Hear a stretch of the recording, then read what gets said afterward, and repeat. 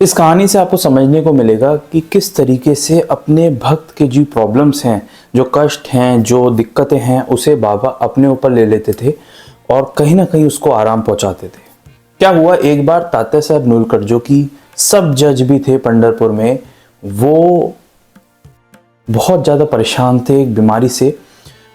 असल में उनकी आंखों में कोई बीमारी हो गई थी, वो डायबिटिक भी थे, तो उस वजह से उनकी आंखों में बहुत तेज पेन हो रहा था, दर्द हो रहा था और उन्होंने कई बार कई चिकित्सकों को दिखाया, उसके बाद भी उन्हें आराम नहीं मिल रहा था। अंत में क्योंकि उनके गुरु साईं बाबा थे, उन्होंने सोचा कि क्यों ना मैं शिरडी जाऊं और वहां जाके बाबा से इस चीज़ का समाधान प्राप्त करूं। क्योंकि किसी भी चीज़ से उन्हें बिल्कुल भी आराम नहीं मिल रहा था, इसलिए वो शिरडी चले गए बाबा से मिलने के लिए। अब शिरडी में वो जाकर ठहरे साठेवाड़ा में, और साठेवाड़ा में ठहरने के बाद वो परेशान तो थे दर्द के मारे, वो मन ही मन बाबा से प्रार्थना करने लगे। और अगले दिन जब बाबा के उन्होंने दर्शन किए और वो अपने स्थान पर लौट आए, तब बाबा अचानक से अपनी आंखों पर हाथ रखते हैं और बोलते हैं कि मेरी आंखों में बहुत तेज दर्द हो रहा है। वहीं साईं बाबा के पास बैठे थे उनके सेवक माधवराव देशपांडे यानी कि श्यामा। श्यामा पूछते हैं कि बाबा क्या हो रहा है आपको? तो उस समय बाबा बोलते हैं कि मेरी जो आंखें हैं वो बहुत तेज दर्द हो रहा है इसमें, और दोनों हाथ बाबा जो है अपनी आंखों पर रख लेते हैं। उस समय जो तमाम जो भक्त थे आसपास मौजूद थे, वो ये चीज़ समझ नहीं पाते कि बाबा को आखिर ऐसे आंखों में दर्द क्यों हो रहा है। वहीं दूसरी तरफ जब साठेवाड़ा में बैठे होते हैं तात्या साहब नूलकर, उनको ऐसा एहसास होता है कि जो उनकी आंखों का दर्द है वो धीरे धीरे कम हो रहा है, और देखते ही देखते कुछ ही सेकंड्स में उनका जो आंखों का दर्द है वो बिल्कुल ख़त्म हो जाता है।